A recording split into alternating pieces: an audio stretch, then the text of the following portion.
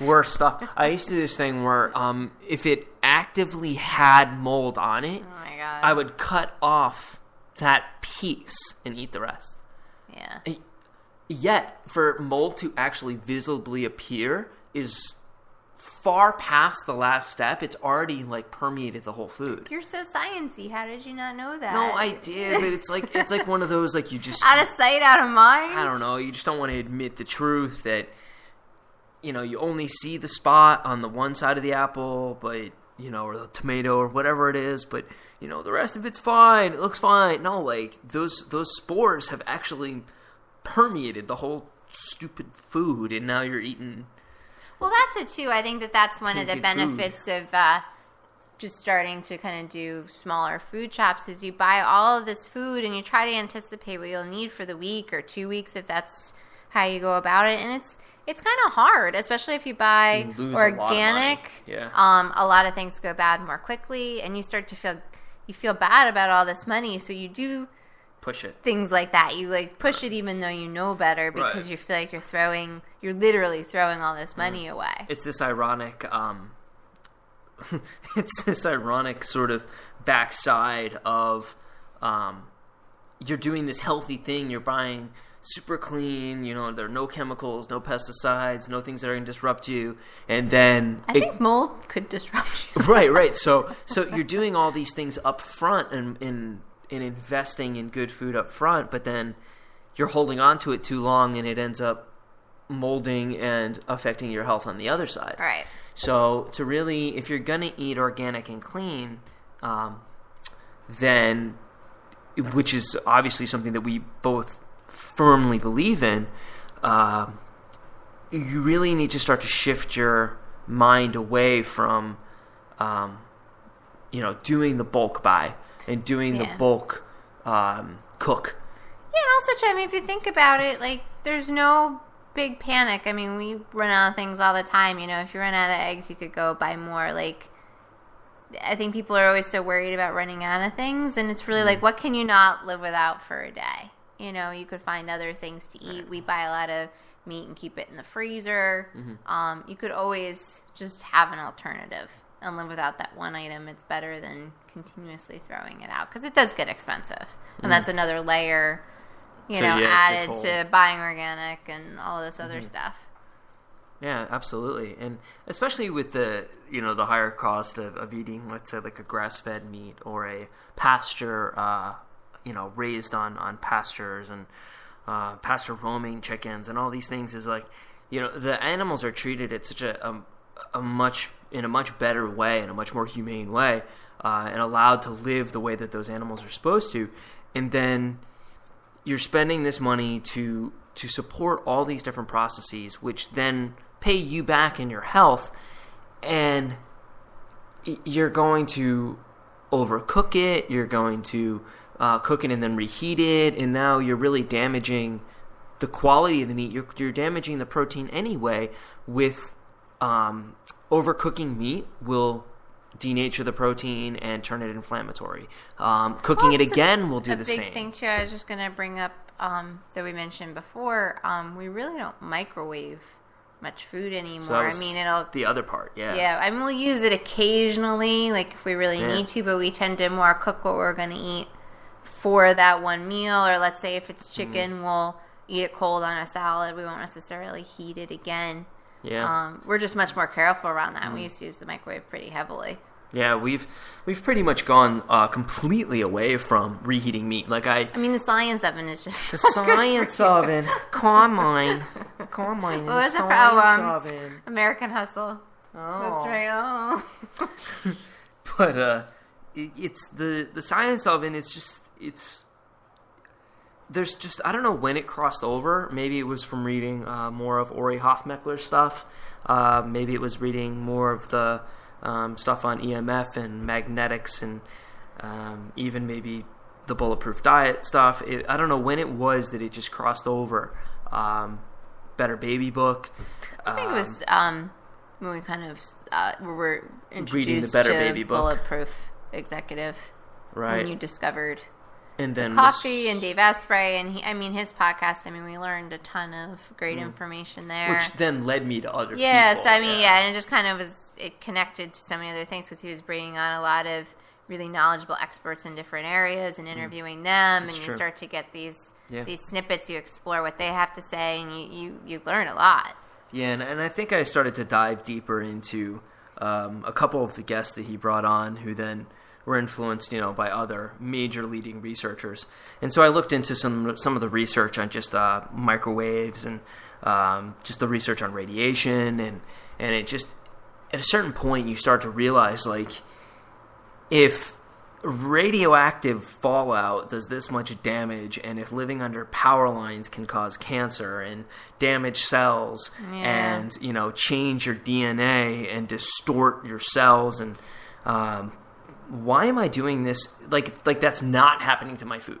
Like, my food is going to be distorted cellularly in some way, and that's not going to have an effect on me. Mm-hmm. If the chemicals that my animal is eating and the foods that it's eating are affecting me, then I'm sure what I'm doing to it when I put it in me is affecting me. Yeah.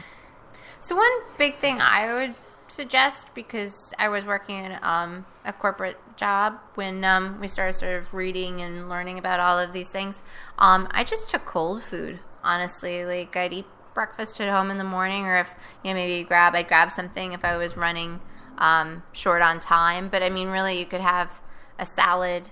You could do some kind of lettuce wrap style sandwich for lunch. You don't really have to use a microwave, even if you have jobs that put you in the position of sort of being in a corporate setting, or traveling a lot. There are different alternatives out there that you can explore. I think a couple of things too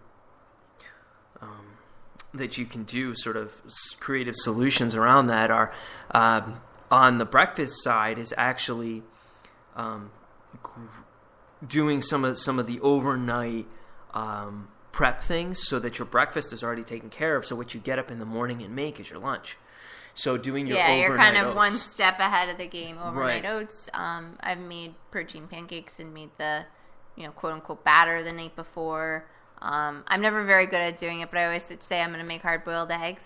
Yeah. They're great for traveling on the road. The almond flour muffins you like. There's definitely options out there. You don't really eat Greek yogurt anymore, but you could do a Greek yogurt. So there's things that don't involve prep in the morning. Mm-hmm. Right, or if you've made the yogurt ahead of time, you have right. That's an option too. But having maybe yogurt, making sure, though, I definitely think that if you're going to pre-prepare your breakfast, that it definitely has, besides some quick energy fats like some MCT in it, or some coconut oil, some medium chain fats. Well, coconut oil is really more for the cooking. MCT you would correct. Just have raw. Coconut you could definitely cook with it, but let's say if you're going to have a yogurt, putting some MCT oil in it, some oatmeal, putting some MCT in it, just something to get that in you, so that your blood sugar then coming in later will be more stabilized. I like a mix of a little bit of MCT oil and some kind of nut, usually like a nut butter, a couple of some walnuts or pecans or something. And really getting that protein and making sure you're getting some good protein early. But if you're going to pre-prepare it, that's why I think an original no sugar, when we say Greek yogurt, we're talking your Stonyfield plain organic, plain. Or homemade. We're going to have a recipe coming out soon for future video. On our homemade coconut milk yogurt, which has been an absolute year-long saga of my life, because I can't eat the dairy, and I love yogurt, but it's been this loss in my life that I've been trying to fill. So that's been hard to find, to get a good recipe. Well, hence the year-long struggle. Well, because I've taken bits and pieces of maybe 10 recipes and have cobbled something together and then changed it into something that didn't even look anything like the originals. It's hard to get the right sweetness and the right consistency. The consistency is just brutal. Yeah. Like the one I made the last time didn't go so well. It was very runny. Yeah. And the taste was good. running. Right. I mean, if you're using like a raw milk or like a grass-fed milk, like it's a lot easier. So if you can eat dairy, you could definitely do it. Raw milk's that. not easy to get, dude. Dude, where's everyone getting this raw milk? Here in Texas, y'all. Y'all. But anyway, so I think having some of those things, the overnight oats are just. How do you make your overnight oats? I make them a couple of different ways. Do you have it on your blog? No, I should share that though. No, you're basically making not oatmeal. Everything's there. There's chia seeds and almond milk involved, but sometimes I'll use Greek yogurt for protein, or sometimes I'll use protein powder. So I have variations. Okay, but see, again, it's the taste thing. They're very different. The one with yogurt's more like a muesli. But if you wanted to give people the preparation concept, it's like a cold brew. It's like a cold brew. So if like you normally make coffee, your oats. You're like cold brewing your oats. You're taking your oats and you're putting in some sort of like a grass-fed milk if you're good with dairy. And there is a grass milk. Might be Stonyfield. You can find it at Organic Whole Valley. Foods. Is it Organic Valley? There is a grass milk out there. Grass milk. Milk in the grass. No, they call it grass milk. Okay, well, milk from grass-fed cows. I think it's Organic Valley. Yeah. Yeah, Organic Valley. Raw milk is always the best if you can get a hold of it, but it is. Or if you live on a farm. Right. Well, you can always check farmers markets.